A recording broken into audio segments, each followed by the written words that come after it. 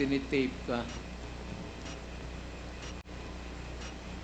Alam mo yung police na gano'n, tinitape ka. Pagka nag-istorya ka ng mga gano'n, sasabit ka talaga. Hindi ko ginagawa yan. Kung may instruction man ako, kung may gusto man akong patayin, tawagan ako. Isang tao, isang officer. Patayin. Wala nang ng rape, nakaw, rape, tapos nasa kulong. Thank you, Mr. President. Thank you, Mr. Chair. I have no further question. Salamat. Thank you, Mintel. The next Chair. to interpolate, Mr. Chair, short interjection, Mr. Chair. this is again in relation to the questions being raised by Congressman Pimentel. Yes, Mr. Chair. You And have 2 some of minutes. the questions raised by the Honorable Manuel. You have 2 minutes. Thank you, Mr. Chair. Magandang hapon po, Mr. Chair. Magandang hapon, former President Rodrigo Duterte.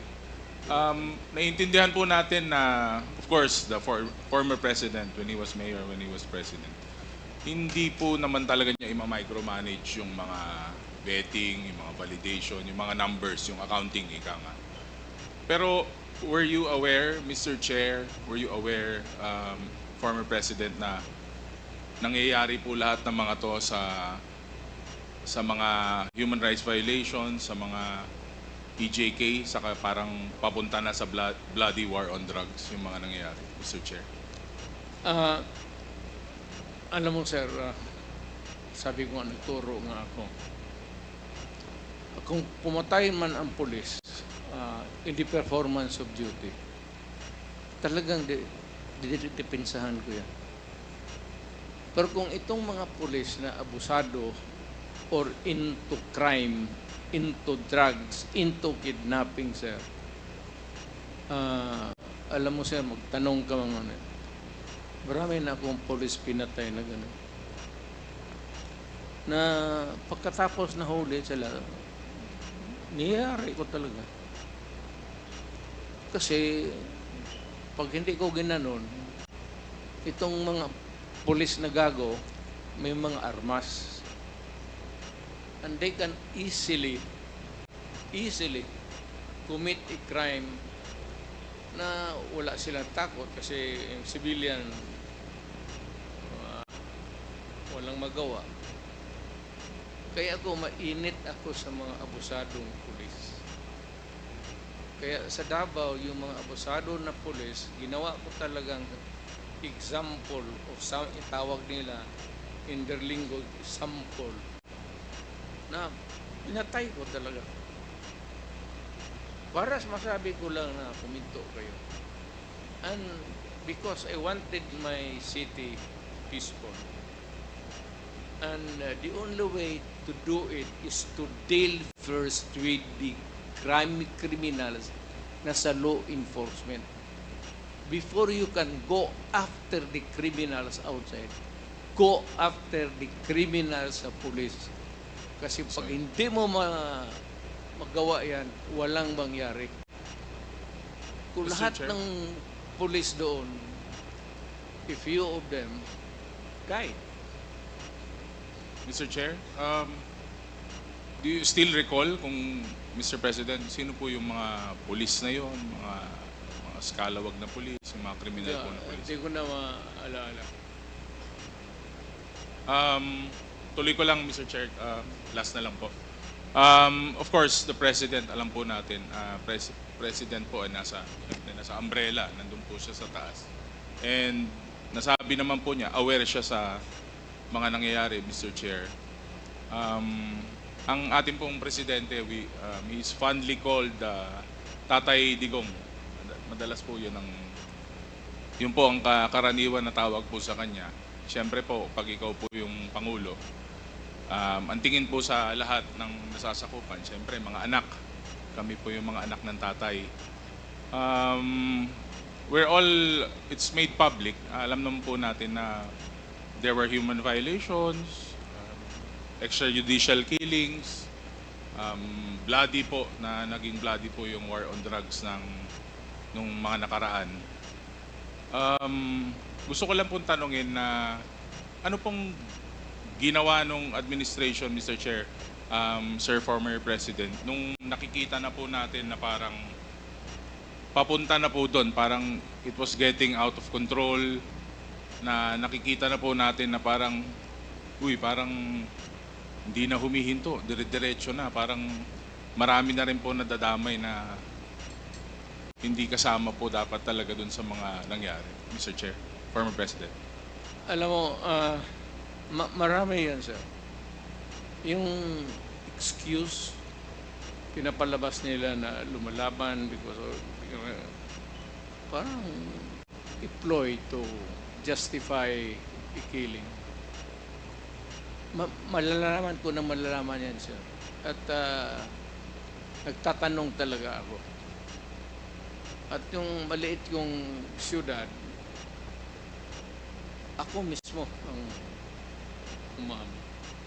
Ngayon dito sa National, sa Command Conference, I remind the chiefs of police dito sa Maynila, ang sinasabi ko talaga, hintuin ninyo, stop him from doing it again, or I will, ikaw ang titirahin mo. Ikaw ang parusahin ko. Ay, chief of police, hindi mo kaya, itatapon kita doon sa Surigao. Talagang stricto ako. Lalo na sa police. Kasi may armas eh. Kaya ako, lumaki ako, sir, sa police eh. Tatay ko, politician. So, alam ko yung racket nila. Hindi bago sa akin yung style na palusot dito, palusot doon. Hindi mo palusutan ng gano'n. Kaya nga ako naglalakad minsan sa gabi sa Davao. Totoo yan sinabi kanina. Nagmumotor ako. Naghanap talaga ako ng anong hindi matapos ng pulis sa trabaho nila. Ako ang magtatapos. Ganon ang style ko. Maybe because I really want my city to be safe and clean. And I do not know if it's still on that level when I was the mayor. Hindi ko na masabi, sir. But if you want to really ask big whether lahat ng ginawa ko right, well, sometimes it went wrong. But at this time, of course, I am not prepared to make a public confession. Maybe if I'm dying, cancer or what, then I would make my last confession to the public. Mr. Chair, former President, would you say meron pong konting tolerance on your part dahil po sa mga na-witness nyo at mga nakikita nyong kalokohan, kriminalidad since you were mayor, Mr. former Kinukorek ko, President? sir. Hindi ako ay ganun lang siguro ang pagtingin ng mga tao sa akin. Killer, ganun. But you know, Kindly wrap up, please, Congressman Ortega. galing ako, sir, sa, well, religious school. Graduate ako sa religious, abogado ako. At ang dinibdib ko talaga yung law, sir. So hanggang batas lang ako. Hindi ako pwedeng lumabas ng batas. Sige na ako, kornehan kasi ako na magawa ka ng, when you can do it legally. Jadi, kagaya noong sabi na yung